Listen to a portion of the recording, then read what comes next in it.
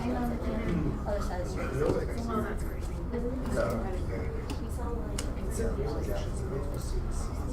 Okay, guys, it is 12:36, so we will go ahead and get started and be respectful of your time.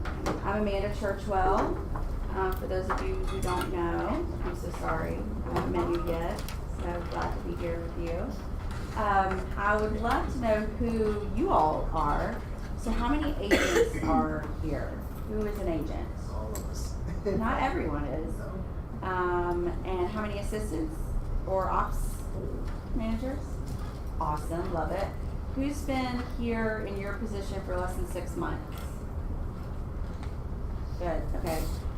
Anyone more than 10 years in the business, Rusty? More than 5 years? More than 3 years? You don't have to be raising it. 3 years, okay. So everyone new-ish, okay, awesome, great. This is Charlie. Hey guys, I'm sorry, I'm Charlie Pollard. We You've just probably seen your started. team meeting. I'm running a little late today, but You missed last week. That's right, I did. So I'm here today. I'll be back tomorrow. But I'll do my little closing attorney spiel here for a little while. But if you have any questions, That's all right. So Amanda Churchwell, Charlie, we were asked to come and speak to you today and really just help you navigate the contract to close process. So why me? I was an agent for about 10 years before I started this company, the Churchwell Group, and we do transaction management, listing coordination, and marketing. So that's been almost 7 years now. We do thousands of transactions a year between all divisions. So we see what you guys go through day in, day out, plus my experience being in your shoes day in and day out. So I'm here to just give you any information you want about the contract to close process. I do have an organized format. I couldn't have a coordinating business if I wasn't organized, right? And then Charlie is one of your amazing alliance partners. Truly just, I mean, I've got his cell phone and he answers my calls, so imagine what he would do if you called him. So it's really awesome that he's here. So he's gonna be interjecting and points that apply to his area, because I'm not an attorney and cannot provide any legal advice at all. So that is why we have been asked to do this for you all. So we really want you to get something out of it. Let's take 3 people, and if you would, just tell me, raise your hand, I'll call on you, what you want to get out of this class today. What was your reason for coming in? I'm going to try to keep up with this. I already told you a little bit about me. Yes. Just to fully understand the process from start to finish. The contract that closes everything. Yep. Yeah. Awesome. Anybody else? Anything specific, burning questions that you want answered today? No? Yes? You want to say something? I see half a hand up Yeah. there. I mean that's the situation right now. Where's the moment in which you have to wean your buyer off to a closing attorney and not take all the responsibility of communicating Sure. between the closing attorney? Okay. Yeah, you, the answer is either you do it or you hire somebody to do it. And we're gonna go over that too. Yeah. But I've got some great tips for you. Everything is about systems. So if you have a system in place, it'll make it easier, I don't, but I'm working. but you will. Okay. So here's sort of how the class is going to go today. Contract to close process. We're going to look at administrative tasks, time frames and deadlines. Then we can talk about the Churchwell Group for those of you who just do not want to handle this yourself. And then we'll have a Q&A session. And somewhere in there, Charlie's going to jump in, or after that, Charlie's going to jump in. So he's got all the title stuff, all that confusing legal stuff that you really want to know too. Okay? So I'm going to be talking from my perspective, and our perspective is from the time you go binding until the time you close. So we manage contracts from that time for you on your behalf, okay? So that's where I'm going to be speaking from today. So I'm also going to be just throwing in like best practices, and I promise you, I'm not saying these to fill time. With literally thousands of contracts closed, we've seen a thing or two, and we know what your office looks for. We know what the attorney looks for. We know what auditors are looking for. If that ever happened to you, that's great, it doesn't. And we also know what you need to do in order to protect your client and be a good steward of their purchase, okay? So some of it may seem simple and obvious, but most don't do it as a matter of rule, okay? So the first thing you're gonna do, whether you're the buyer's agent or the listing agent, when you have a binding contract, obviously you need to have that in writing. You need to have all the documents that go with it. And when you get that back, let's say you made the offer, it's accepted by the other party, you get it back, you need to stop and review it right then. Everybody's got a smartphone or a tablet or whatever, wherever you are, unless you're driving, pull over on the side of the road, review it. Because there are things in that contract that need to be done in order for it to be valid and enforceable, and you need to make sure it is such, okay? So you're gonna review the entire thing, make sure the check boxes are checked, make sure the initials are there, the signatures are there, you've labeled and dated the exhibits correctly, okay? Make sure the binding agreement's there, or if you're supposed to fill it in, then you fill it in and send it back. And so just review that contract up front. It's a lot easier to take care of anything that's missing up front than getting into the mess of due diligence and then trying to get people who may be negotiating repairs to sign off on things that, you know, maybe it's a touchy situation, maybe it's not, but still it's easier to get it right then, okay? One important thing that we're happy to help with is making sure you have a legal description attached to the contract when you make an offer. And that's that block of text that, you know, says that jargon about land lots and you know, but that paragraph of language right there is actually the unique identifier for any parcel of land. Because mailing addresses can change, and a lot of times people, you know, that's one of the first things you put in that top paragraph, the address, the mailing address of the property. Well, technically, you know, that's not what identifies the property legally. It's that block of text. And Amanda's talking about having an enforceable, you know, valid contract, and that's an important component of that, because if you don't have something that really nails down and says this is the piece of property that we're talking about, then the other party that wants to get out of the contract can argue, hey, we didn't really have a meeting of the minds over what the parcel of land was. Yeah, that's the mailing address, but there's 3 of those in Atlanta. Even though that may not be they may not be coming from a truthful place on that, it's a valid argument. So in order to get that legal description, we can pull that for you. There's a service that some people have subscriptions to. You can find it, or maybe your client has it, but we can pull that for you too. And all we really need to have for that is a realist report, and you can always email that to me, and I've got plenty of cards up front. But if y'all email me a realist report for a property, we can pull the legal description like in 10 minutes and send it to you guys, and you can tack that on there, and that's one thing you're definitely for. If you don't know what a realist report is, or if you don't know where to find it, make a note that you need to follow up on that right after this class, okay? What? The realist report. Realist, R-E-A-L-I-S-T. Okay, and you can ask your productivity coach, you can ask any agent in one of these offices here, they can log in and show you really quick, okay? Rusty probably can show you. Not to commit her, she's very busy on a big team. But yes, so let me, to that end, so legal description, big one, and we're just on the first page of the contract, okay? Box 1. Box, I don't know, 6 or 7 is the closing attorney. Sometimes you'll see TBD in there. You cannot put TBD. There's no way to enforce to be determined. To be determined by who? To be determined when.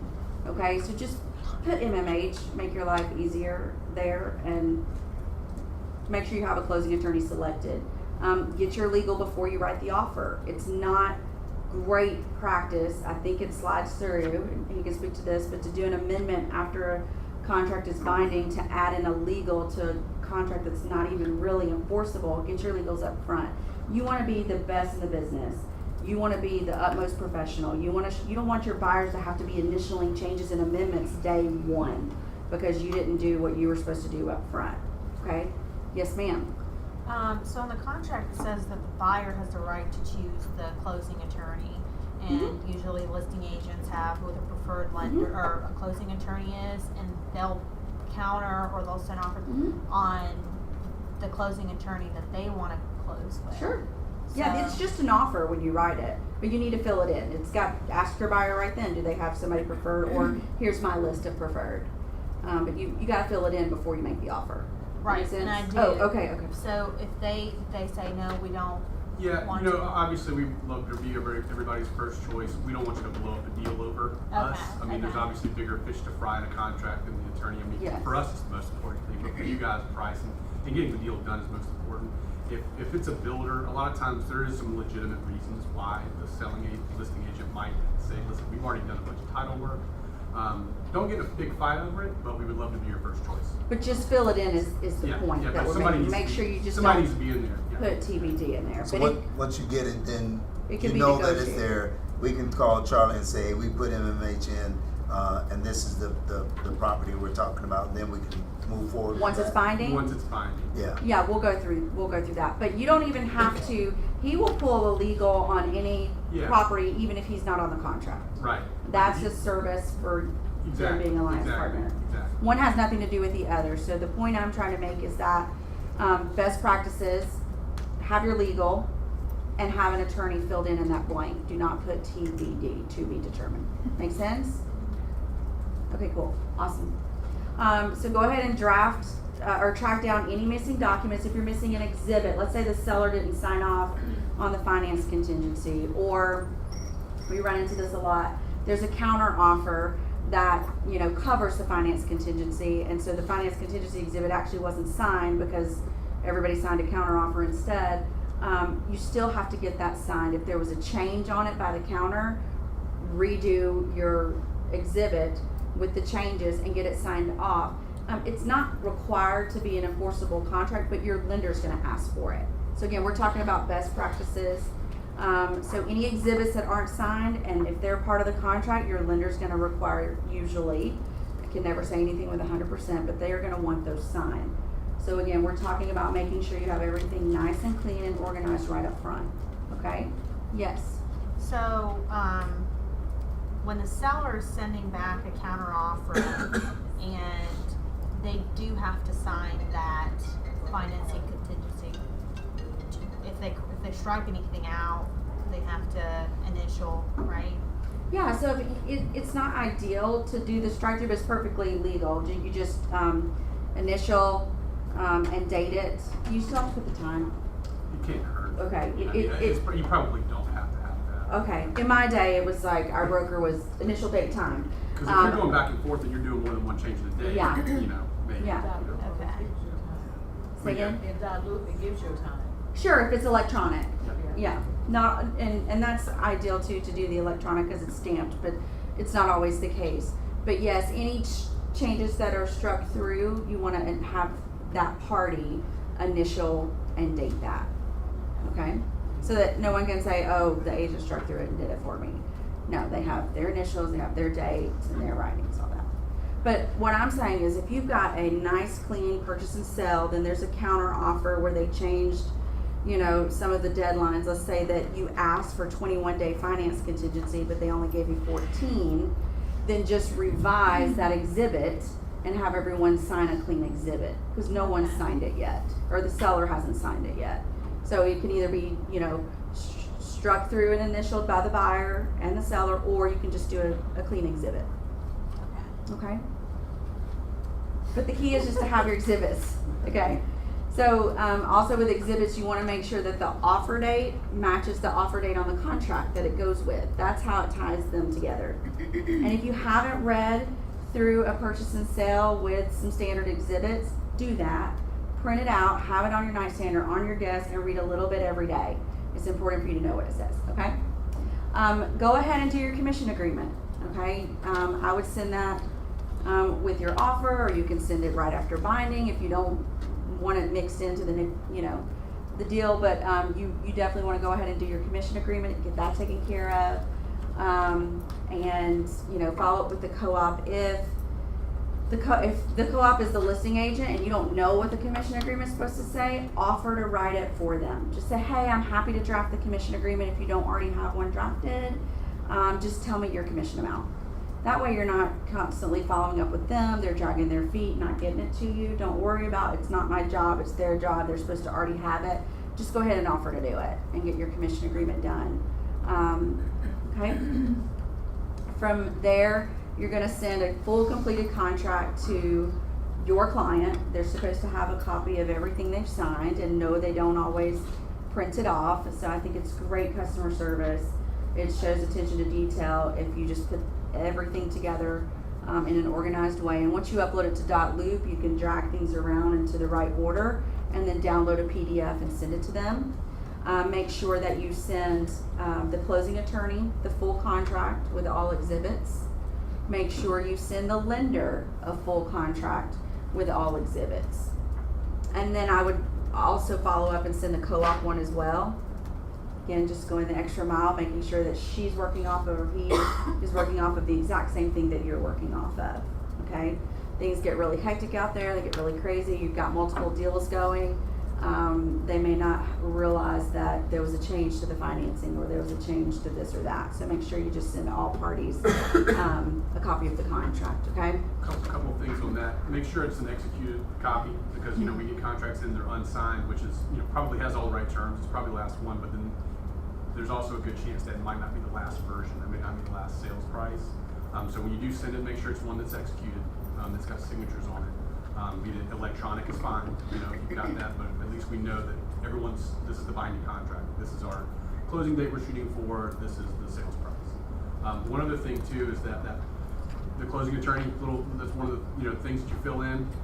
If for some reason that has changed, back and forth, which it does a lot, if you send a contract that has a different attorney's name to a different, like you send one to MMH that has a different attorney's name, and maybe there's been a change along the way, the email you're going to get right back from any attorney is going to say, hey, it looks like we're not handling this. Do you have the amendment showing that we're in it? And if you don't, then a lot of attorneys they're not going to start working on it yet until they're confirmed that they're actually the one handling the closing. It happens a lot, but just make sure that you're going to get that email back if you send it to a different one. So just something to be heads up. Yeah. Again, a great point and reason to review the documents that you have and make sure they're all nice and complete. Here's a pro tip for you. When you send your contract to the lender, go ahead and introduce, you're obviously going to put the buyer's name. I shouldn't say obviously, I'm sorry. With a lender, lenders work on buyer's names. In my world, we do property addresses. In y'all's world, it's both. A little bit of both. Okay? So you can't go wrong with the property address and your buyer's name if it's your buyer. If it's your seller, you're still going to email the lender. Okay, it is a myth that you have to do less on sellers than you need to do on buyers. As a responsibility to your seller, you need to know where that buyer is in the process at all times for their financing, okay? So it's going to be a benefit to you to start to generate that rapport right up front. Hey, Mr. Lender, we've got a binding contract. I represent the seller, and the buyers so-and-so are purchasing. We have a financing and appraisal contingency of X. Could you please let me know when the appraisal is ordered and expected back? Okay, and expected back is the key word. They may or may not respond. When you use your affiliated partners, I know Supreme very well. Kim Neely was my lender when I was an agent. She's amazing. Shameless plug there. She didn't ask me to do that, but she really is. And her team is fantastic. But when you use people like that, you're going to get consistent follow-up from them, so it's going to make your life easier.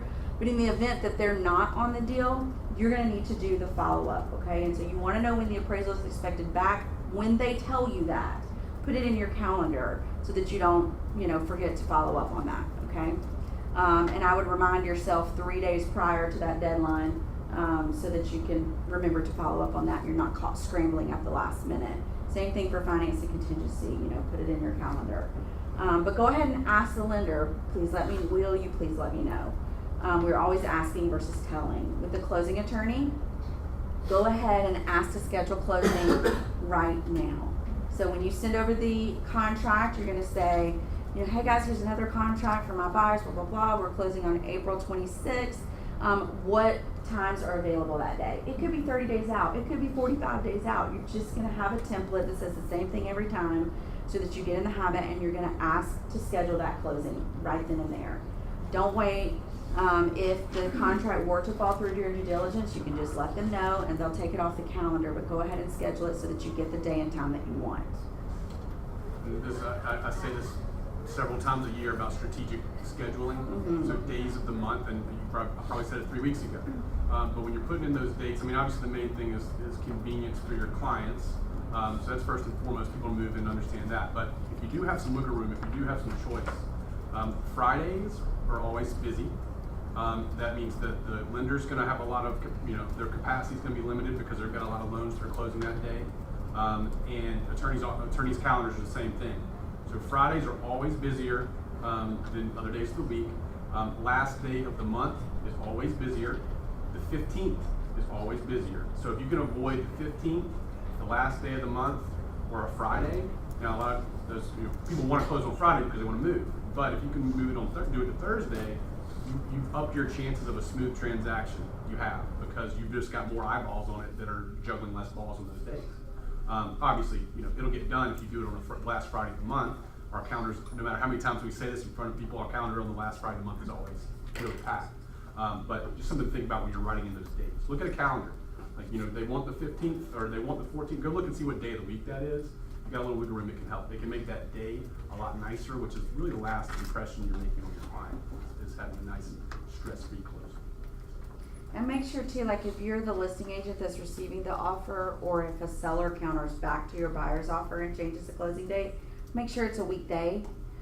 We see that, I don't know, once or twice a year where we have to do an amendment to change the closing date because they scheduled it on or they put it on the contract for a Saturday or Sunday accidentally. Maybe they were in the wrong month in their calendar. So just pay attention is the name of the game there. Add something to that. Yes, please. Your client, Mm-hmm. send a completed copy of the contract to your client. Yes. Make sure that after all the back and forth that they've got a Absolutely. completed copy as well. Absolutely. Yeah, they should always have a copy of what they have signed, okay? So after you've verified that you've got everything, the most urgent thing is getting it out to the lender and the attorney so they can start their processes. And then the second most urgent thing is turning it into your office. So we're in a paperless age, so you're gonna upload that to .loop if it's not already there. And if you are not aware of your office's requirements for paperwork, you can find a under contract checklist in your templates or documents in .loop. Any one of your agent services can help you locate that. And so you're going to put everything in the loop. You're going to label it. You're going to change your loop status to under contract. There's a couple pieces of information to fill in there. I'm going to do a green sheet. Who does not, it's not to embarrass you, I just need to know if I need to cover it. Who does not know what a green sheet is yet? Beautiful. Okay. So for Keller Williams, when you have a transaction that goes binding, they have a document called a green sheet. And it is just an online form. I think it's like 4 pages, and it's just all the details about the transaction. And it also tells them what your commission is.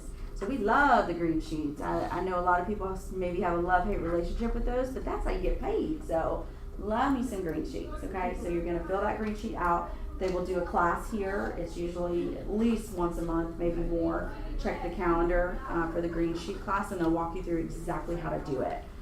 There's some detailed information on there. You need to include FMLS fees on there, any referral fees. So if another agent from a different office, not this office, but a different office referred you that client, there's an outgoing referral section. If you got the referral from another agent in this office, you just add them to the agent detail page. Again, this is not a green sheet class. I got carried away. So, but green sheet, your documents in the loop, and then you need to do your FMLS forms. So you'll need to put FMLS form 117 and 118. Again, the 118 is the notice of closing. Go ahead and fill it out. Again, you're gonna spend a couple hours setting this file up, and then you can go and on to the next, okay? If you will do that up front, it will make your life so much easier. Okay, so turn in all your documents and all your paperwork. Throughout the transaction, as more documents come in, let's say that you don't have the commission agreement right away, or there's an amendment to be done, okay? You can just upload that as you go. Don't forget to upload it. Don't also forget to send any amendments to your lender and attorney, okay? And that is .loop. Any questions about turning in broker paperwork? Let's cover earnest money real quick. We don't handle earnest money. but you do. So you get that earnest money. It's like a hot potato. I mean, as soon as you can get here with it, turn it in, fill out your green envelope, make you a copy. You can put a copy in the loops. You can, again, when you've got 10 or 15 contracts going one day, you're gonna need that reminder that you turned in that earnest money, okay? One Go for quick it. thing, the amendments, man just mentioned, make sure that once you get out of the back and the forth of the initial contract and you make an amendment to change the sale date closing costs, anything like that, do make sure as soon as you have those to send them to you. I know Amanda just said it, but it is important. Send it to the attorney, send it to the lender, because when it gets down to the wire, those are the people that are gonna start crunching the numbers and putting that together, the settlement statement. And the last thing you wanna do is for us or the lender to send out, 3 or 4 days before closing, with a seller pay closing cost of $2,000 and it's supposed to be $5,000. That screws everybody up. It gives people heart attacks, but a lot of times we just don't have that amendment. So make sure you get those things out, because it is important for everybody to be in the loop on that. This story probably serves no purpose at all, and it's literally a 1-sentence story or 2-sentence, but when I was an agent, I was on a team years ago. I got to the week of closing and I was checking everything. I'd never sent the contract to the closing attorney. Never. It happens. Through the whole transaction. And we're like the week of closing. And I don't know how we pulled it off, but not we, they. And I don't remember who the attorney, it might have been Lee Clark, back in my day. But yeah, don't do that. Don't be like Amanda. All right. Okay. Super fun stuff here. Add deadlines to your calendar.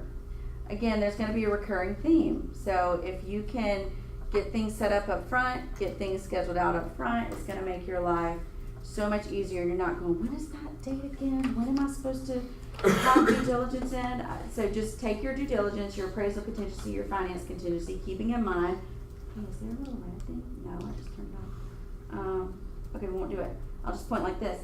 The appraisal and financing might be the same day, and they might not. One might be 18 days, one might be 21, they both might be 21, so you can just combine them on your calendar, obviously.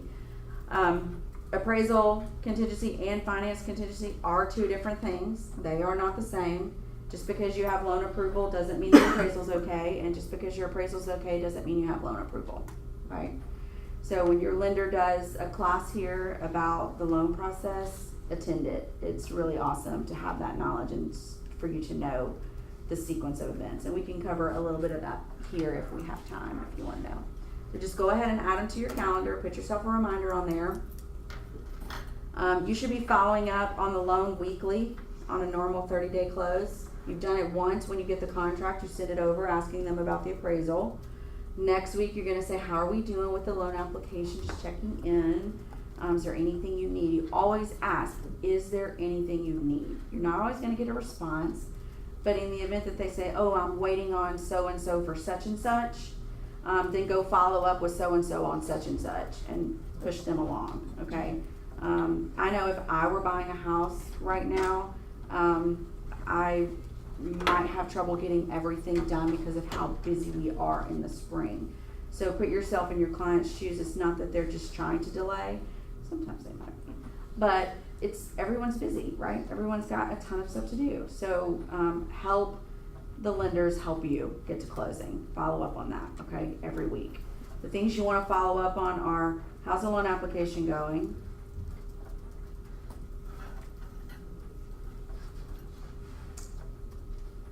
Dates for due Has diligence. the underwriter reviewed it yet? Are we approved? Underwriter does the approvals. I'm sorry? Appraisal. Yes, I'll cover that one separate if y'all don't mind, because again, they are two separate things. So the things you want to follow up with the loan, the first week is making sure the application's been submitted and do they need anything. The second week is, The second week is, how are we doing? Do we have approval yet from underwriting? The third week is usually, do we have that clear to close? Following up on any conditions that the lender may have told you last week. Well, we're conditionally approved, we're waiting on employment verification, or we're waiting on title, or we're waiting on whatever they're waiting on. So you just follow up again to make sure they've got that. And then the week before closing, you just want to make sure that it's cleared to close. Again, I can't walk you through in detail today all of those things, but those are the things. And so when you attend your lender class, make sure you watch out for those 4 things on the actual loan process, okay? And then for the appraisal, just one second, I'll Go ahead, ask no, you a no, question, yeah, okay? go ahead. Then for the appraisal, so if you'll remember week 1, we've already asked them, when is the will you please let me know when the appraisal's ordered or expected back? And you're gonna follow up with them every couple of days until they tell you when it's gonna be back. So you're looking for that date so that you don't have to nag them, but if they don't give you that date, then you gotta nag them because you wanna know that it's ordered. Our rule of thumb is 2 emails and a phone call. Don't hide behind your email. If you're not getting a response with email, pick up the phone and call, okay? Not everyone likes email. So once you know when it's expected back, then you're gonna follow up with the lender on that day to see are we good, is the value good? If you represent the seller, they're not gonna give you the appraisal amount, they're just gonna say we're good to go. If you represent the buyer, I don't know if they give the buyer's agent the appraisal amount, they just give it to the buyer. And the buyer, They normally email it to the buyer. Yeah, they email it to the buyer. Full appraisal usually. Yeah, so then your buyer, can share it with you, but you don't share that with the seller typically. So, did you have a question outside of what? Yeah, there's really no upside in sharing it with your seller. Unless it's underpriced, sorry, yes, absolutely. Right, exactly. Yes, if it didn't meet value, then you've got an issue that you need to renegotiate, and I can't help you there. So typically, does the finance contingency take a whole month? Because you said you follow up every week. I mean, So the finance contingency is this, you have so many days to ensure that the buyer can get approved for that particular loan. After approval, there is still work to be done. Approval can come week 2, week 3. Supreme can do them in a week, 7 days. And so once it's actually approved, you've met the contingency. It's then clear to close means that the closing department has it. They're going to be drafting up the documents the last week before closing, a couple days or a day before closing. They're going to be sending the loan package to the attorney. You need to know that all that's happening. So absolutely, you're going to be following up with the lender right up until closing. You want to make sure the CD went out. Again, that's a lender. We're kind of getting into a lender class scenario, but yes, you'll be following up until closing. And one thing to just a reminder, again, this is getting on the lender talk, which is not, we live in this stuff, but We do, yeah. it's not what we do at our desk. But what that financing contingency means is, can your borrower, can your buyer actually afford to borrow this much money? Okay, so if it's a $100,000 property, and let's call it, usually 20%. I mean, obviously there's all kind of loan products, but so they put in their contingency. They want an 80% loan to value. They're going to put 20% down. That's general how it works. Can they afford to make the payments on an $80,000 mortgage? That's what being approved for the loan means. That means that they can actually afford that. Now, there's more work to be done to make sure that the property valuations, and that's what the appraisal is. But that's what that financing condition. Can that person actually make these payments that we're structuring this deal around? And then to the appraisal contingency, so financing is, can they get approved to borrow that money? The appraisal is, does the house reach the value that the buyer has agreed to pay? Okay, so it's 2 different things there, but you have to have both in order to get a loan. Right. You had a question. I'm sorry, what's your I'm name? just Angelica. Hey, Angelica. Yeah, just to add something about the financing contingency, that you should have, if you're working with a buyer, you should have this conversation with the lender when you're writing the offer to know how many days are you gonna put in the financing contingency. Because it depends if you are in a multi-offer situation and if you wanna put a short time, you need to ask the lender. Yes. They'll be able to do it. There's absolutely strategy to writing a contract. I would spend some time learning, about that. Absolutely. So average is 21 days for financing. I've seen 14, seen 7, seen none. Even though they're getting a loan, they don't put a contingency in because maybe they've done their homework up front and they know they're approved and it's that multiple offer situation. So there's nothing that says you have to have a finance contingency. It's if you do. Appraisal, again, it's just to your buyer's best interest to have an appraisal contingency, right? In case it doesn't come back at value. You may just swear up and down that it's gonna appraise, but it may not. I bought a house that the house appraised under our offer, and we told the seller, we're not gonna pay a dime over the appraised value, and they had to lower the price. Yeah. Or they can say no. Or they can walk away. Yeah, they can Yeah. walk away. Yeah, you gotta step back and remember what the financing contingency, what's at stake here. It's basically one more layer of protection for your buyer to get their earnest money back. Okay, that's really what it's all about. Because if you didn't have one in there, then it's just one less layer of protection. What it means is, in general, now there's a couple caveats, and read the document, like Amanda said. It'll take you 20 minutes to read a normal purchase and sale agreement. Just do it one time. It changes a little bit, and every year we'll have a class tell you what changed. Read it one time. Same thing with the commonly used amendments and contingencies like this. So what, in general, the financing contingency means is if my buyer can't qualify for the loan that we put up here, that the seller's acknowledged, then even though we're past our due diligence, which is usually like a week or 10 days, this is give us another 2 weeks where we still have a chance of getting our earnest money back if we're not approved. So if you get a denial, again, there's some caveats in that document, but if you get a denial 3 weeks in, you've got 21 days, then that said, you can go back and say, I know we're out of due diligence, but we can't get this loan, so we're gonna get our earnest money back. That's the whole point of that document. If you don't have that document, then once you get past due diligence, unless you've got some other things. Which document? The finance contingency. Oh, yeah. Okay. And it outlines in there exactly what's covered and what's required If to you- get your earnest money If you back. read it and everybody signs it, it's black and white what Yeah, happens. it is. Okay, now, if you put 2 weeks in there and your lender doesn't get back to you to 15 days, sorry. If you get a denial 1 day after they say it, it does you no good. So obviously, as a buyer side, you want more time. As a lender, Hence. as a seller, you want less time. Hence the calendar. Right. I don't care if it's paper, Google, whatever. Put these deadlines and give yourself some, reminders, some leeway time so that you don't miss it. Yes, ma'am? How does the buyer being pre-approved fit into all that? Yeah, so basically it just helps your offer with the seller, and the lender has already done some work, so things will go faster. Even though you may have a 21-day contingency, you're gonna you possibly get approved much faster. But to do a pre-approval, it's you don't waste your time, you don't waste your buyer's time, and you don't waste the seller's time. But a seller will take a pre-approved offer usually over one that hasn't even spoken to a lender yet. I don't know that many people do that these days. I know people probably do, but I would not take a client out without them having spoken to a lender. Just because you've got a pre-approval letter doesn't mean that you're going to nail the financing. No. Right. I mean, you Okay, still, I that think helps. that's my question. Okay. And I I'm would sure still- my question is, but yeah. Okay. that's it. On the Yeah. buyer's side, you still want as many days as possible, as many Yes. days as the seller will give you in case something falls from the sky. And on the seller side, you within reason, you want to squish that down because you want to give your seller more certainty. You want to know when that earnest money is actually mine. And as a listing agent, you can call the lender anytime you want to check in. So even when you receive an offer, if you've got a pre-approval, you can look at that pre-approval letter and call the lender on that letter and say, hey, I've got an offer from so-and-so, have you looked, is this letter legit? Have you looked? I mean, I don't know what the language is there, but you can do that. That's good enough. Yeah. Probably this way. Are you for real? Yeah. So can a buyer work with two lender institutions at the same time, like to get approved?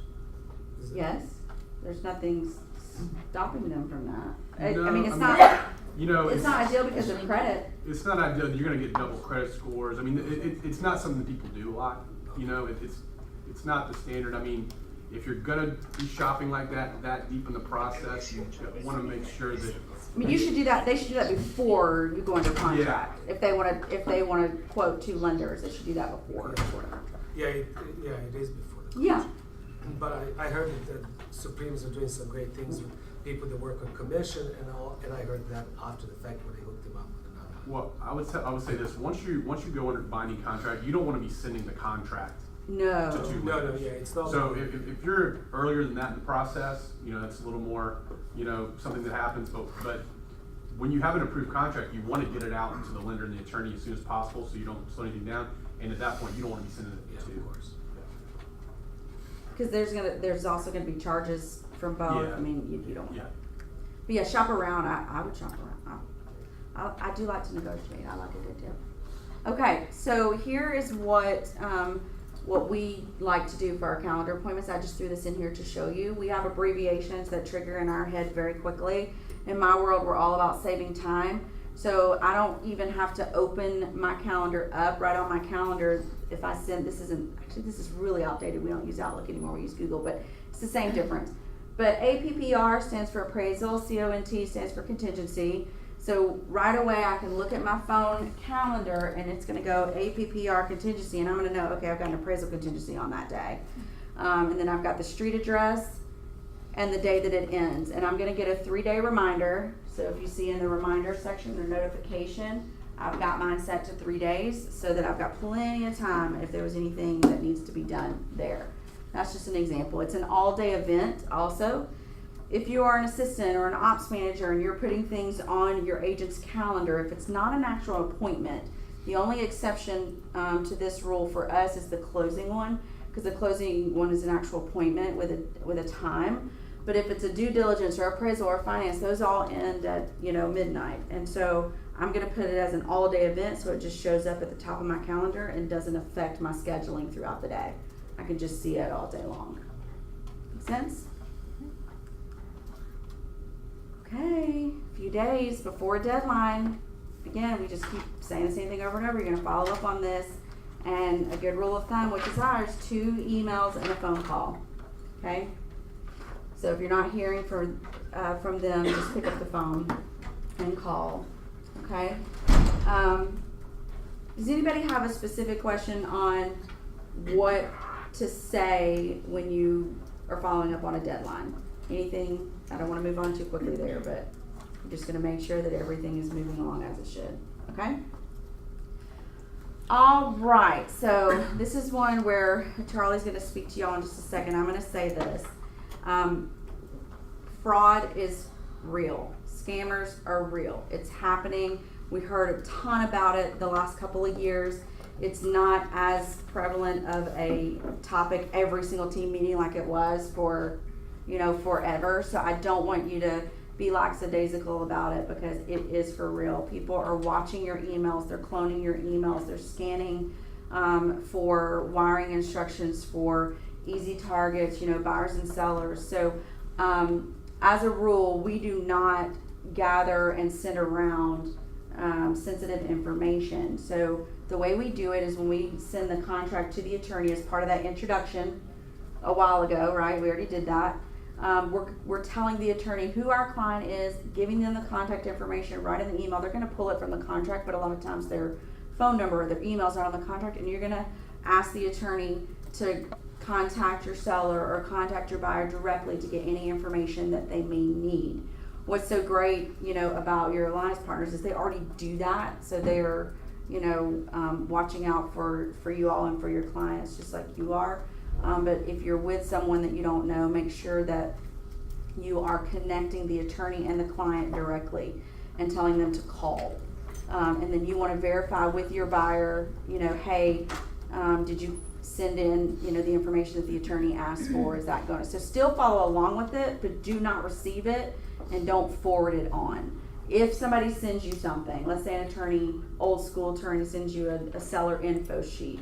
For those of you who don't know what that is, attorneys have an intake sheet for sellers, especially where they get all the mortgage information and the lien, social security numbers, lien information, all of that, and they do that by email. Do you all have a secure? Mm-hmm. So they do it by secure portal, but some closing attorneys still do it by email. So you just don't want to be sending that around. So if an attorney sends you that and asks you to get it from your seller or your buyer, you're going to politely respond and say, hey, thank you so much. Actually, because of fraud, we do not handle this information directly. Here is their phone number. If you could please call them for anything that you may need, or put their phone number and email address. So that's how we would handle it. Same thing on wiring instructions, but this slide is specific on the information sheets because those go out up front, or that information is needed up front. So you're going to be sure to connect the attorney with your client, give them their phone number, make sure they have their email so that they can get everything they need. Do you want to speak to that? Yeah, so Amanda covered it pretty well. We send out, as soon as we get it in, we're going to send an intake sheet for the buyer and the seller. And the most important stuff, the reason why we and a lot of attorneys, they should all do it really by law. But you send a link for them to go fill it out on our encrypted portal. So there's a password and all that. And the most important thing is we have to protect social security numbers. We don't want those things floating out there. Nobody does. So we do everything we can to make sure that's not something that's available outside of our company or outside the people working with filing. And then the biggest thing is the wires. And it used to be not that long ago, we would just attach, a Word document, 5 years ago, and this is where everyone did, and it had our account number in it. We email it out, and you got it. When you want to send your, $15,000 for your cash to close, the buyers just printed that out and they take it. Well, what happened is people were hacking emails and going out there, and they were switching a couple digits, and then people, luckily our firm didn't get bitten by this, but a couple in town did, and it happens somewhere in the country all the time where a buyer will send their money to someplace else. And those wires are not real easy to unwind. In fact, a lot of times it doesn't happen. So you want to make sure that when you're before your client, and you don't want to be involved in any of this stuff like Amanda said. That this communication should be directly from the attorney to your client. You want to make sure that your clients are responding and they're coming back with the information that's required. But the reason for this extra level of security is because everyone is so paranoid about wires going in place. Yeah. So I have a buyer who requested that all the information that comes from the lawyer from the other side be notarized. Is that a little bit too much? That's probably a little bit too much. Some things it's just a matter of like, we need your phone number. We need to know who your insurance company is going to be, things like that. But yeah, no, there's a lot of documents that have to be notarized on closing day, but nothing really comes to mind in a garden variety deal that has to happen before the closing. This applies to your sellers also. A lot of sellers get funds back or get proceeds from the sale. And so if they want those wired from the attorney's office to them, they need to talk directly with the closing attorney. That is one that we were unfortunate to have seen happen to one of our agents. They cloned someone's email in the transaction and sent new wiring instructions to the attorney's office, and the attorney sent the seller's funds to the wrong place. So this particular instance, it was caught immediately by my coordinator. I don't remember how she did that, but I do. The seller reached out to her and was like, hey, I haven't seen the wire, because wires are almost instant. So had reached out to her and said, I haven't seen the wire, and then she contacted, and they were like, I've already sent it, and it just like set off this crazy snowball, and they were able to bring it back because it was just instant. But it's literally got to be right then, so just don't even go there. So on that side, so you got buyers, we gotta make sure that they send it to us, send it to the attorney. On the seller side, like Amanda's saying, the best practice for that is for your seller to bring a hard piece of paper to the closing. That's what we require now. We don't accept emailed wiring instructions for sellers. You need to bring this piece of paper and sign, say this is my account, and that's for everybody's protection. We want to make sure that the sellers get their money soon. Okay, so here's just some of the things that you have to do throughout. I like to wait till after due diligence to handle anything to do with utilities, so it's just unnecessary in my opinion, unless during due diligence someone wanted to call on the account. I don't know why they would do, but unless you know a reason. But as soon as you're clear through due diligence, everybody's moving forward. If you're on the buy side, contact the co-op and wait, sorry, could you go back real quick? Sure. You just skip through a slide real quick. Oh, so sorry. Lay that down. Trigger happy. I thought you meant to do that. No, they're so sensitive. Yeah, I'm just gonna speed talk, and you're not gonna get to understand it. Okay. So got utility information after due diligence. If you're on the buy side, kindly ask the co-op. We love warm and fuzzy. We just do. We get everything we want usually by being super nice and warm and fuzzy, and we always ask, don't tell. So you're gonna ask them to ask the seller to leave the water on for a couple of days after closing, depending on the county that you're in. They require settlement statements before they will put water in the buyer's name. So if, again, those Friday closings, your buyer is not likely to get water service in their name, and if the seller has disconnection set up for Friday, then they're not gonna have water all weekend. And guess who they're calling when that happens? Right. Anybody wanna guess? Us. Yes, you. And you're like, "Arr!"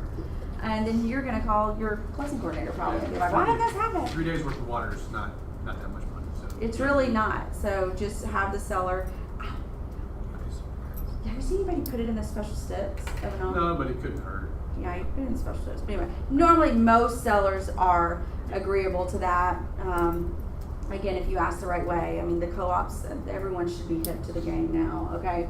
So just ask for the utility information, water, electric, because you could be in some, small, town that has their own local municipalities. So it may not be Georgia Power. It may not be, what's the Atlanta Water? City Water? Yeah.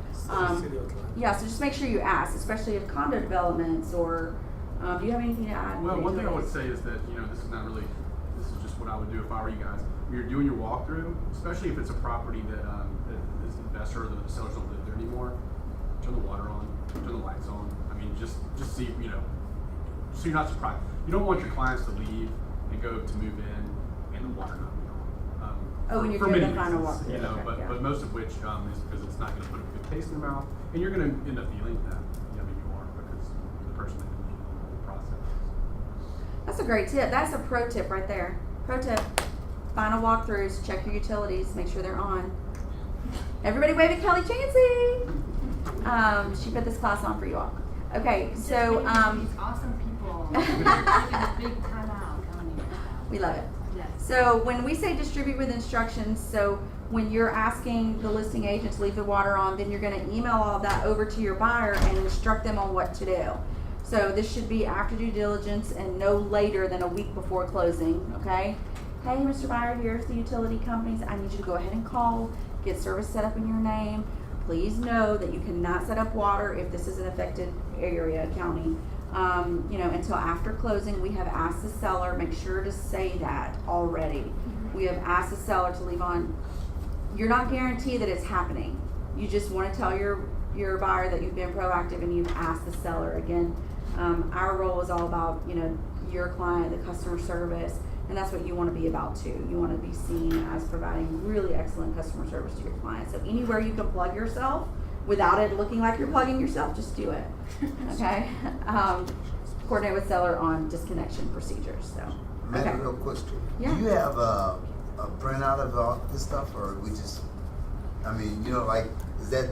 Cost we come to $1 or call you? million. Yeah. Can we get that? I'll be happy to help you if you reach out to me. I'll be happy to help you with that. Because you use a lot of. Yeah, useful you can do a information. template of this. Once you've done it, once you can sort of do it, brand it with your stuff, with your, company name or logo or whatever you want. Or it can be generic utility information. Just have a form that you use every time, and you want room on them to put the name and the phone number. You can put, electric, gas, water, phone. Again, it depends on the community if they have any unique utility situations. Everyone knows the big three, okay? But just be mindful of that. Okay. Handle the ordering or transferring of home warranties and termite bonds as required. Okay, so normally I would tell you to wait again until after due diligence. However, and I just taught this over at First Atlanta the other week, I think it was last week, and one of my clients was there, and a home warranty rep had literally just told her that once you go under contract, you can go ahead and order the buyer's warranty and it'll cover right then. Now, I am aware of seller coverage. I am aware of if you have a listing, you should put a home warranty on that listing.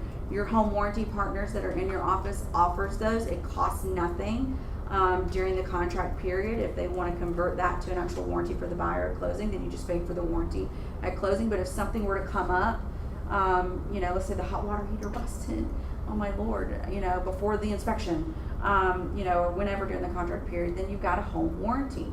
But this agent informed me that her warranty rep said that they can even put the buyer's warranty on there, and they'll help out with, have you heard this yet? No, I'm trying to figure that one out. I know. I haven't, but, Okay. yeah.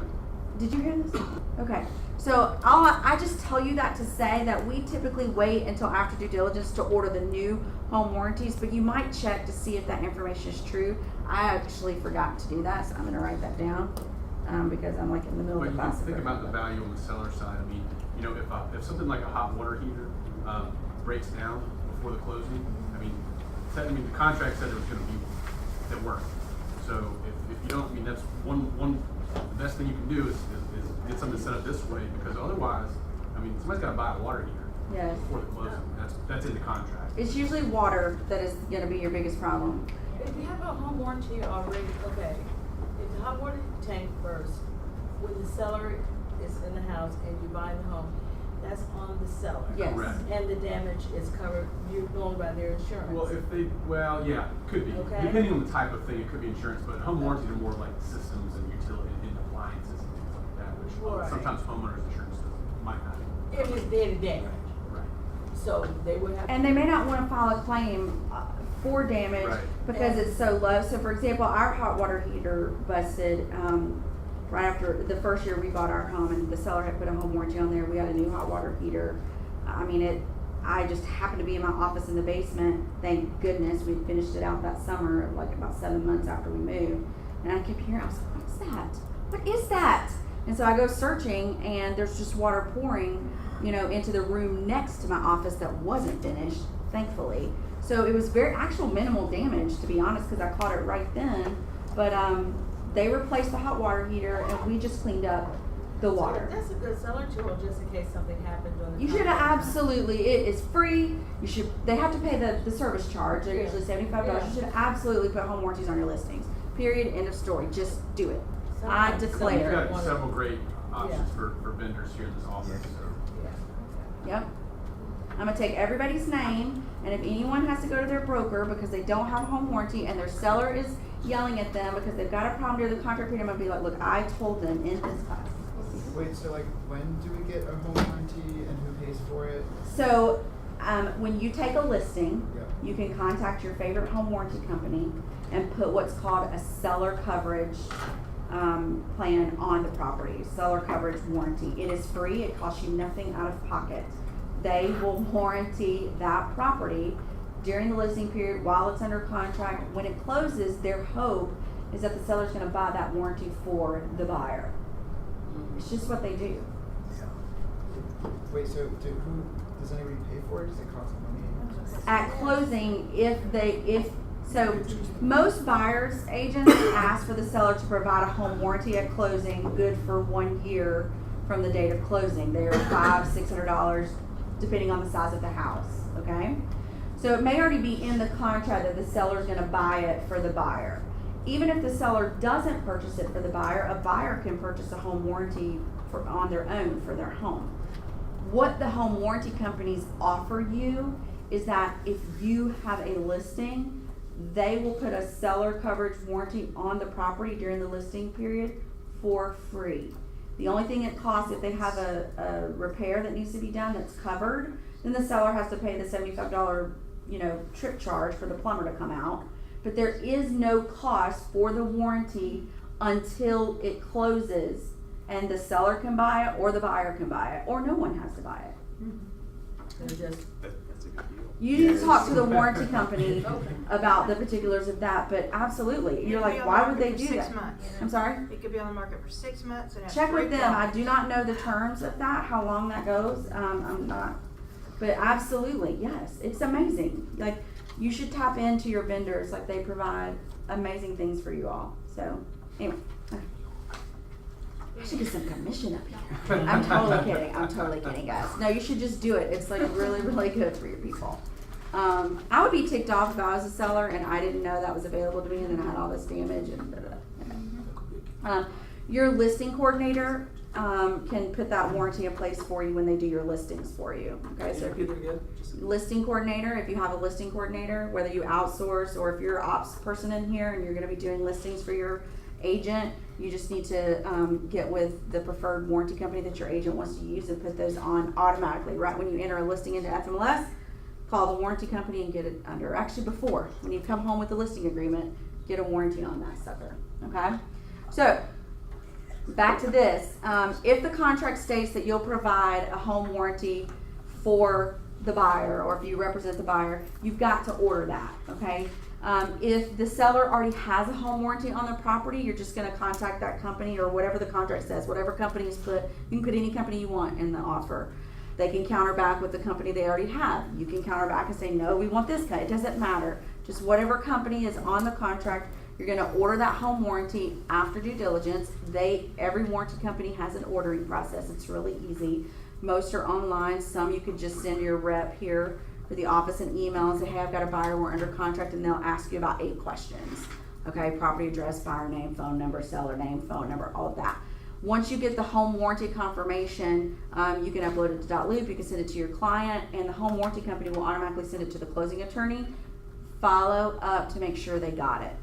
Okay, so one of those 8 questions they're gonna ask you when you order is who's the closing attorney, and they're gonna automatically send the order confirmation over there. So make sure the steps to ordering is A, place the order, B, get a copy of the order, C, make sure that the attorney got a copy of the order, and then a couple of days before closing, when you get the settlement statement, make sure the home warranty is listed on the settlement statement and paid by the right party. It's supposed to be paid by the seller, make sure it's on there on the seller side, okay? Termite bonds, there's a couple different scenarios on this. Your contract could call for a clear termite letter only. It could call for a bond, okay? A termite letter is typically, a lender would want, I mean, as a buyer, you would want to know, I would want it inspected to make sure there's no termites active there. It's very expensive sometimes, it can be, to get rid of the termites and then to fix the damage. So it's a good rule of thumb just to have a termite inspection during your due diligence. But a termite letter is provided by the seller, again, based on the terms of the contract, provided by the seller, stating there's no current infestation of termites. And that's what a clear letter would be if your contract calls for that. If your contract calls for a termite bond, then, and by the way, the letter's provided by the pest control company, okay? So the pest control company will still do an inspection. They'll give you the clear letter, plus once they've got the all clear on the property that there's no termites, they'll treat the home, they'll put in a maybe a bait system, or again, not a termite person, but we have it on our home, I think it's Centricon. And then they'll give you a bond, which is like a fancy name for a warranty. Yeah, good for a year. Just to give you a frame of reference, like a termite letter, meaning someone comes out and inspects and says, today there's no infestation, that costs like $80. Termite bond is, hundreds of dollars, could be, $5, $6, $7, $8, $1,000, because it's insurance against it, and they'll actually come back and fix it. So obviously termite letters are more common. We see plenty of termite bonds, but termite letters are more common. And there's only a couple lenders these days that require it, which is sort of surprising to me. Yeah. But if I'm a buyer, or if I'm a buyer's agent, I'm always putting that. I mean, when Amanda says the contract calls for it, it's not in there unless you put it in there. You got to put a stipulation that the seller will pay for that. I would always, there's no reason, that's a very reasonable thing to ask for, a seller to pay for. If they say no, you get one anyway, it's $75. And the worst thing you want to do is have somebody move in and find out they've got a $5,000 problem afterwards because you didn't spend the $75, or get someone else to spend the $75. And the bond is preventative or treatment? Well, it's both. Normally, if they're going to issue a bond, and again, this is not my forte, but I think they've done it enough. If they're going to issue a bond, they're going to go out there and put some sort of remediation. They're going to put something out there so they don't have to come back and That's do right. anything. They put it in place, they issue the bond, and then if you were to discover termites during the period of that bond, they'll come back and fix it. There's 2 different types of bonds. There's a retreat and repair. So retreat means they'll just get rid of the termites. Retreat and repair means they'll get rid of the termites and repair the damage. Again, there's terms and conditions.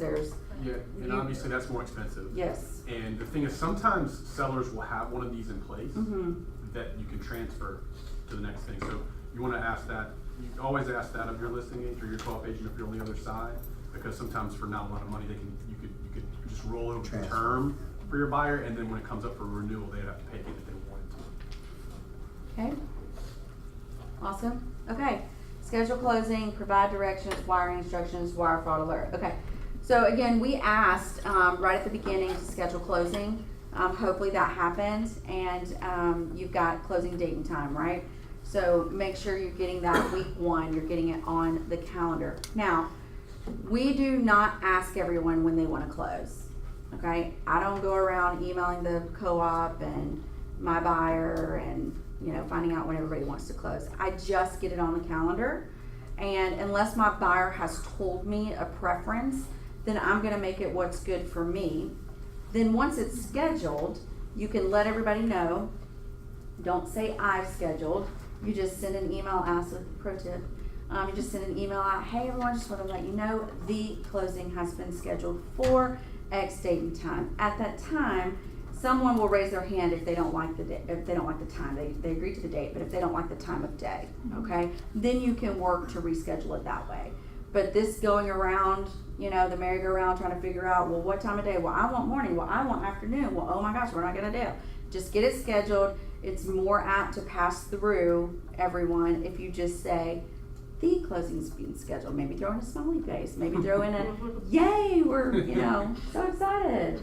But pick the time that you want, and then you are absolutely going to help your client get the time they want if they have an objection to that. That's not what we're saying at all, that you want to be selfish. This is just a best practice to get it scheduled, okay?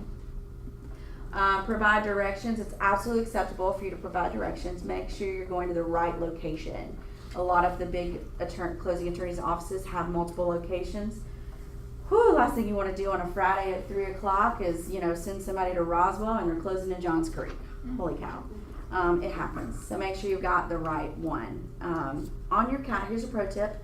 On your calendar appointment, go ahead and put the closing attorney name, address, and phone number right in there on your calendar. And you don't have to look at anything. Where am I going? It's all right there. And you really do want to, we've got 5 different locations, and we're not the only one. And a lot of times buyers will, I mean, I do this all the time too. You're okay, I've got my closing at 1 o'clock today. You get up in the morning, you Google it.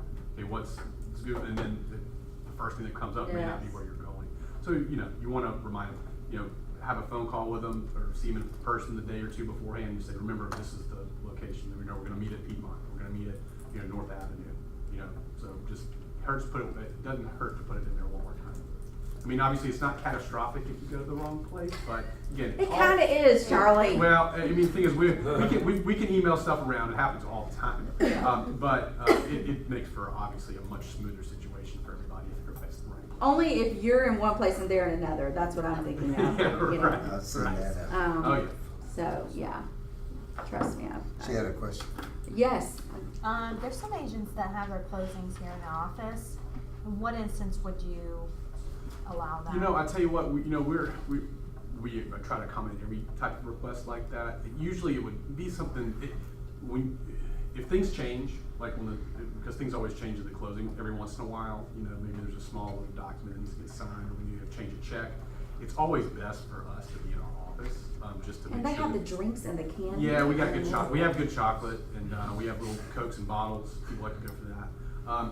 You know, if it's something that really it has to happen, we're always open for that. We're always open to accommodate. We prefer to be in one of our offices just in case something changes and it needs to get fixed. It's always a lot easier. Because if they do it here, they've got to print everything and come with them. So Yeah, they wouldn't like, be you have able to reprint we if bring they checks, yeah. like we bring your commission checks. Yeah, that one's and a all the big checks one. for all the people. And if something changes, it just it prolongs the situation basically. But you do it sometimes.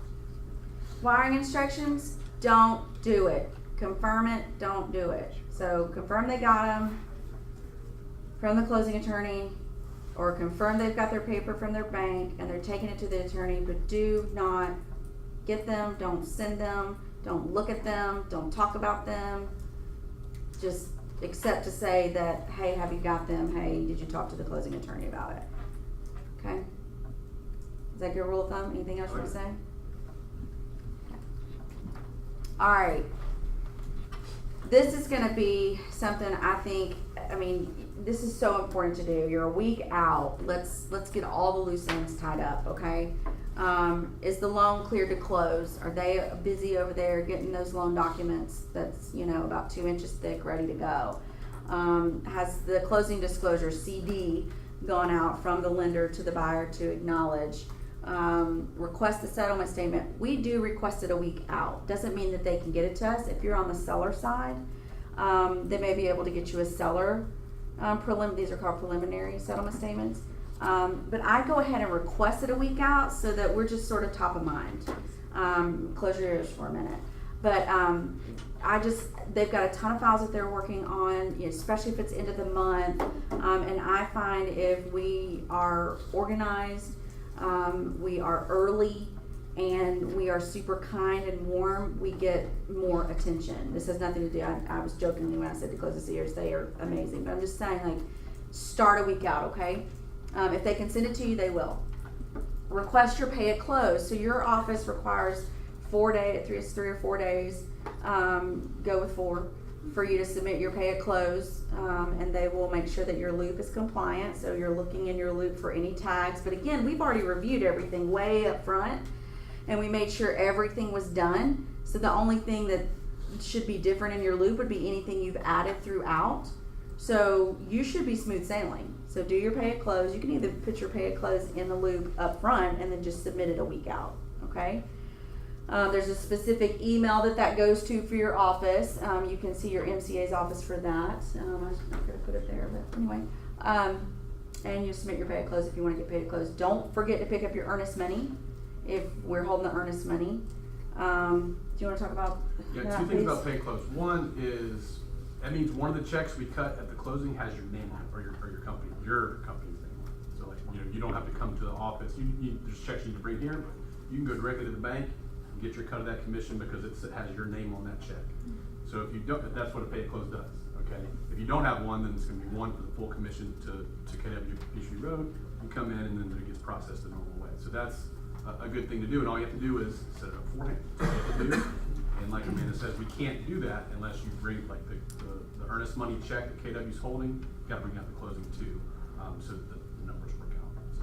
When you submit a pay at close to your office, you'll get an email that they received it, and then when it's ready, they'll email you that it's ready and tell you that the earnest money check is ready. Please, again, follow up on that, on the sort of I recommend the late in the day, 2 days before closing. So you submit it 4 days, give them 2 days to work on it, and then follow up if you haven't heard, just to make sure it didn't get lost in the shuffle. Your office is fantastic about it. So, yeah. Confirm closing time and location, notify all parties. I know everyone's been in, I think we raised hands under 3 years, except for Rusty, but has anyone come up against where you've set the closing time and then haphazardly, luckily, randomly, you were talking to the attorney and they were like, oh no, we're closing at this time, and somebody changed the closing time and didn't tell you? Have you come up against that yet? I hope you never do. But the week of, confirm the closing time, because a co-op could change it and not tell you, okay? So just please confirm your closing times the week of, notify all parties, wire fraud reminder, well, it's wire dash fraud reminder. So again, you're confirming that they've got the wiring instructions, and just remember, you're not touching them. Okay, 2 days from closing, you're gonna follow up again. So a week out, we ask for it. 2 days before, we're gonna follow up on the settlement statement. Okay, you're gonna send your pay at close to the attorney 2 days before, hopefully. 1 day is fine. I would say one of the things, that is fine. It's anytime before the close. The morning of is fine, it's not preferred, but. Sooner the better, but one thing, if you do have to pay it closed, even though if you've submitted to the attorney you're working with, bring a copy of the closing as well, because just in case, they can always type that stuff up, just in case it got not sent or whatever. So just always bring it too. Send it beforehand, but always bring a copy. Okay. Sorry, there was something on here that I wanted to. Okay. Oversee distribution of the preliminary settlement statement for review. Guys, you should be reading this before you send it on. If it comes in your email, and again, none of you are doing this because it's going to be amazing, but don't just forward it on and let your seller catch this or that because maybe we forgot to send an amendment in. We as in you forgot to send an amendment in about changing closing costs or something like that. So just review it. Make sure your commission's correct, right? You want to get paid the right amount. Make sure any fees that are supposed to come out on behalf of your buyer is on the seller side, or if you're the seller, make sure you're not or seller's side, make sure everything's calculated correctly and they've got the right warranty amount. Let's say that you agreed to pay $500 for the warranty, but the buyer's agent ordered a $600 warranty. Well, the buyer's got to pay the difference, okay? So just check it and then send it on to your client, okay? Yep. After closing, so yay, congratulations, you closed. Go to the bank, deposit your check from your pay and closing, and then turn in your signed settlement statement and checks per the broker's procedures. Really, you're just uploading the settlement statement to the loop, and then throwing those checks into that box outside of Aaron's office. Submit your completed FMLS 118 with the HUD. So you cannot change a listing status to closed or sold in FMLS. FMLS is the one who does that. The way they do that is they get the 118, which is a notice of closing, and they get a copy of the settlement statement that says it closed, and they change the status. Sometimes they get behind, or sometimes they miss one. Sometimes an office, not this office, but sometimes an office will take days to get that over to FMLS. So as a good rule of thumb, just go ahead and send it over there. You can submit it by email. The email address is right on the notice of closing form, and that way if it's your listing, or if it's, you know, your buyer, and let's say you've got another buyer and they need that property closed for an appraisal, who knows what the scenario is, but you need that status changed. Go ahead and take your settlement statement, your 118, and email it over to FMLS so they can change that status. Georgia MLS, you can change yourself. So just go over to Georgia MLS and change it to sold if it's your listing. If it's not your listing, you can't do anything. Okay? I can't think of anything else you need to do after closing. Why is the loan type not shown on the settlement statement anymore? Well, you know, yeah, because the CD, the closing disclosure has all that stuff on it, and so all that stuff is on the first page of the CD. It's all because of the regulations. Because yeah, there's a lot of stuff you guys don't get to see that. So the closing disclosure only goes to the buyer, and the settlement statement that Amanda's talking about, that's the ledger of all the fees, and that's something that the attorney should get out and have you guys take a look at. But there are some important things about the loan, and that's the financial privacy, basically, is the regulation that keeps them from sending out that. Because Georgia MLS asks, what the term is, and whether it's 80-90%, we have to stop and calculate. Right, yeah. So that's another reason why we do it up front on the 117 and 118, because we've got the finance contingency there. What she's talking about is when you go into Georgia MLS and FMLS to change to under contract or change to sold in Georgia MLS, it's going to ask you for like loan type and all of that. So we just fill out the FMLS 117 and 118 up front while we've got the contract out anyway. And so when you get ready to go change your status, you can just pull up that one document, and it's got it right there. That's another reason why we do that up front. But one in FMLS, it doesn't ask the percentage, does it? Doesn't tell you whether it's 80% loan or 90% loan or. I cannot remember. I don't think so. No. And Georgia MLS. Georgia MLS does. Yeah. You have to calculate. Yeah, you always have to calculate with that. Anyway. So one thing that's not in this presentation, mainly because we're not that heavily involved in it, but Charlie touched on it, is your final walkthrough. So I'll just bring that up because it's such a great business practice. As part of this closing process, you want to do a final walkthrough of the home. You've done an inspection, maybe there's been repairs negotiated. Plus, if the seller's moved out, you want to make sure there's no new damage or anything you didn't know about. Are the utilities on? Flipping the lights on, the water. Walkthroughs traditionally take place anywhere from 1 to 2 days prior to closing, and even sometimes the morning of. I don't recommend that, because if there's anything going on, you don't have I don't recommend it. I'm not going to recommend anything. I'm just going to tell you to do one. Go to your broker, go to your ALC for best practices on walkthroughs, because there's every kind of scenario that you could come up. People could argue do it the morning of because you don't know what happened overnight. Go again right before. I don't know. The strategy's there. But just doing one will ensure that you've had an opportunity and your buyers had an opportunity to check out the house, make sure everything is as it should be. They left that refrigerator they said they were going to leave on the disclosures. It's true. They get taken, and then the agent ends up buying a refrigerator the day after closing because no one went to check that the refrigerator was left. So, anything else you want to add to that? Okay, so I'm going. Oh, okay. So, they told me to talk to you about our services. We are one of your vendor partners here. As I mentioned in the beginning, we do contract to close, listing coordination, marketing. So everything that I've outlined here for you, we do. I have a team of closing coordinators. You will be assigned one coordinator you go to every time, so they just immediately become part of your team. If you're an individual agent, well, now you have a team.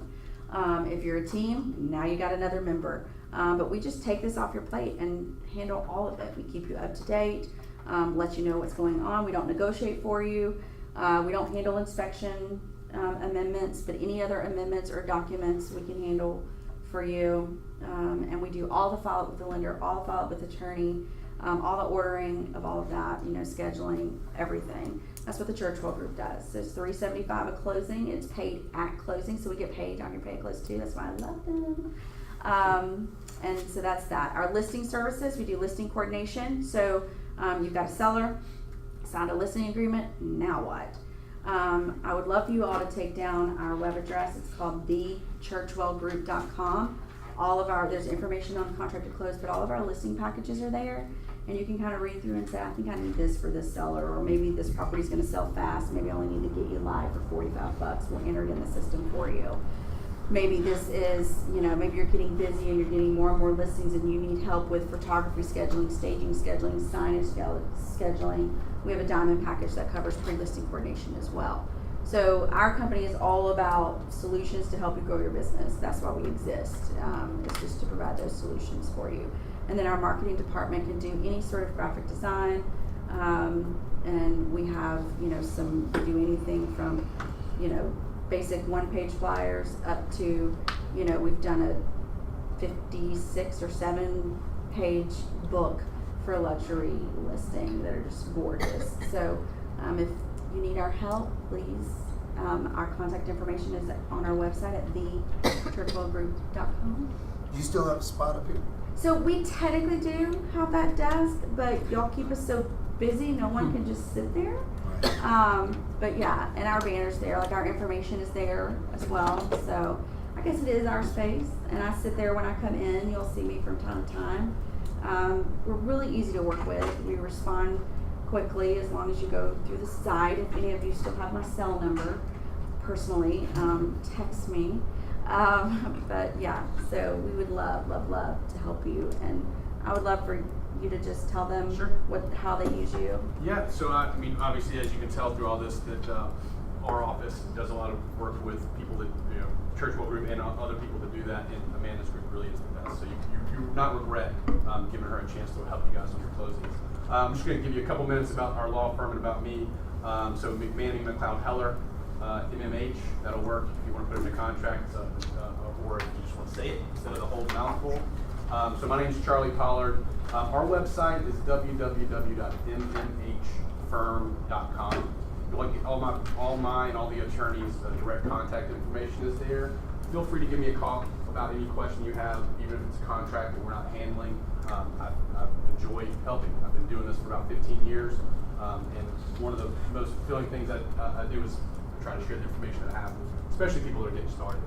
A couple other things on our website. We have a bunch of continuing education classes about different types of things, about contract changes, purchase and sale. We've got one about tax appeals and social media as well. And you'll find all that on the website. One other thing, we have 5 offices. Again, all this stuff's on the website.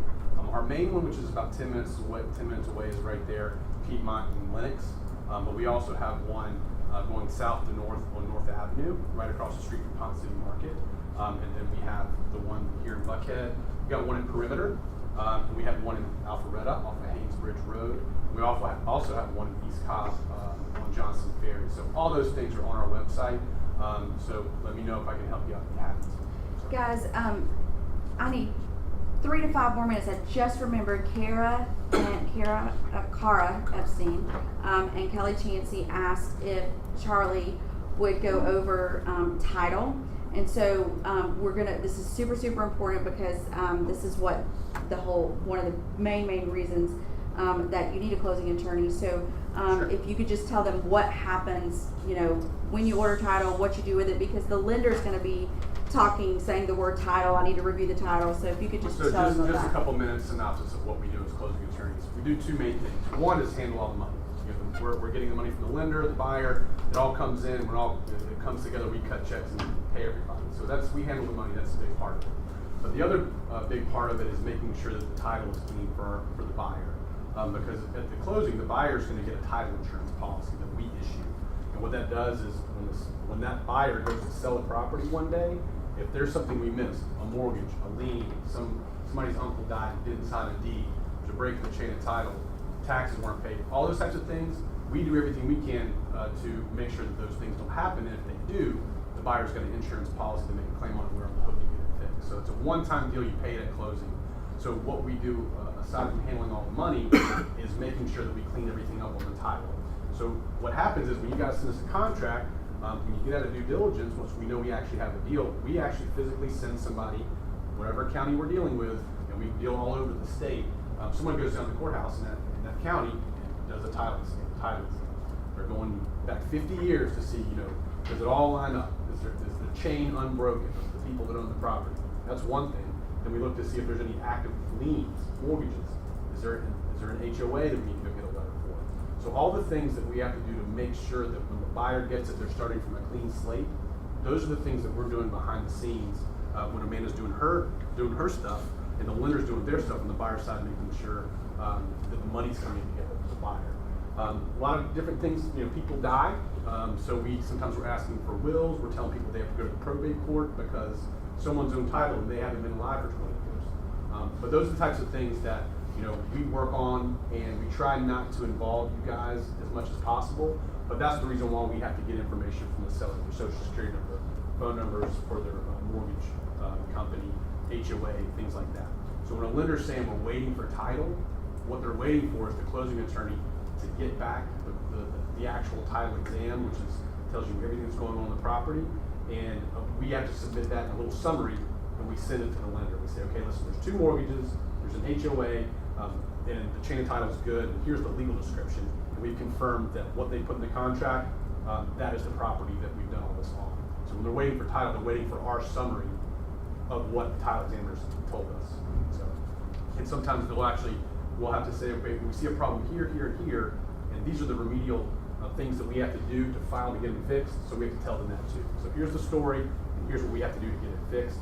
Now this lender can move forward, and that's just one of their check boxes to get the money together, so they can send it to us, so that we have it to cut checks with closing. So that's sort of a synopsis. Why do so many sellers wait to go under contract before they fix any issues in their title? Like I was dealing with one that she had her kids on the title. A lot of times people forget, honestly. Sometimes people have had a property so long, they think that husband and wife are on the title, and they, wife bought it, before they got married, and they just never added. Or maybe they, had met with a financial planner, and they said, you know what, you should put it into a trust, or you should add your kids. People forget about that stuff, really do. I mean, that's one thing, and laziness is another, because you don't want to do it until you actually have to do it. Mm-hmm. Now, I will say this, the normal course of business is that when we get a contract, we wait for it to due diligence, and then we do our title exam. If you've got a listing, or you've got a buyer that's about to go under contract for a listing, and you know that someone's died, you know that there's some strange estate or trust, or you especially on the listing side, you should know that. Or maybe there's a divorce, or there's something that's kind of not garden variety. We can do a title exam beforehand, and we could actually you could just pay the invoice. It's $250, which ultimately gets charged at the closing anyway. So you could prepay that, and if it actually ends up closing in our office, then it's something that doesn't have to be collected for again. We can do a title exam in those situations, and then if it doesn't close in our office, it's just an invoice, mails a check, we pay our examiner. Who pays the title? Who pays for that? We know at a normal closing, the buyer pays at closing for that. So if we get a contract in and we do a title exam, and then 2 days before the closing something blows up and it falls away, we eat that. I mean, that's just part of our business that we have the cost of doing business for us. But if we're doing a title exam for a problem that people just say, hey, I want to know the story before we go any further, we'll say, okay, there may never be a closing for this one for our office, so $250. Usually the seller, sometimes agents will pay for it. I wouldn't do that unless you really had to. Really, if the seller has a gnarly title, or you think they do, have the seller write us a check. We'll go ahead and order it, and then if they close our office, what can happen is the buyer could actually reimburse the seller for that, and they really they have to come out of pocket at the beginning, but ultimately they can make the whole, because that is a standard fee at closing for a buyer to do. We don't do that a lot because honestly, most things that come up on a title exam, if we've got a normal amount of lead time, which is about a month for a closing, we get a title exam. We see all kinds of stuff, and we can normally get it fixed in time. But if people are, sometimes people are just really squeamish about it and they say, listen, I got to see the title beforehand. We can do that. And we can start, at least we know what it's going to take to get fixed before you go to contract. there are things you can do as a listing agent too when you go on appointments or when you know that you're getting the listing and you're just getting the paperwork filled out. You can have a short questionnaire. Who owns the house? Who's on title? You know, is there anyone that is not accessible, you know, for this closing? Is there anyone that should be here that's not?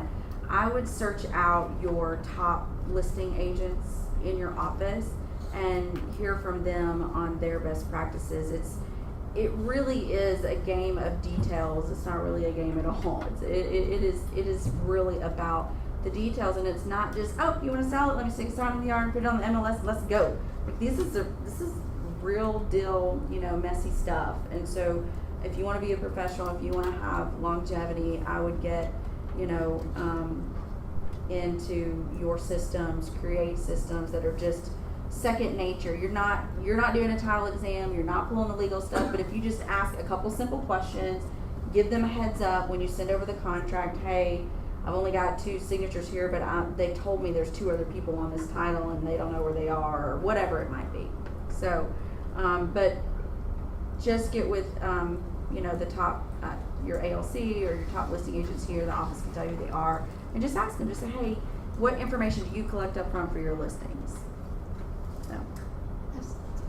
Quickly about title insurance, Mhm. is that done typically mostly done by attorneys' offices, or is there Yes. separate title insurance companies? Yeah, there are. So the way title insurance works, what we give to buyers, saying like you don't have to worry about this when you go to sell one day. I mean, in that respect, we're really sort of insurance agents. So we do the work so that the company can stand behind us. So our name isn't on the actual policy. It's going to be Stewart or Fidelity. So there's these big, huge national companies that actually stand behind the actual policy. So we give those out, but we're essentially doing the underwriting on the ground level and issuing it as sort of like insurance agents. So there's always a big, good, Yeah, Big big guy. pile of money somewhere. Somewhere, Yeah, okay. much bigger pile than we'll ever see. okay. Guys, you have been fantastic. You've asked really great questions. Thank you for doing that. It's always easier to explain things when we've got questions. I'm going to hang out for a few minutes. If you want to ask any other questions, Charlie, maybe hang out for a couple more minutes. But thank you all very much. Appreciate you being here and bettering your steps. You guys are in a great place to be learning. This is a great place to be.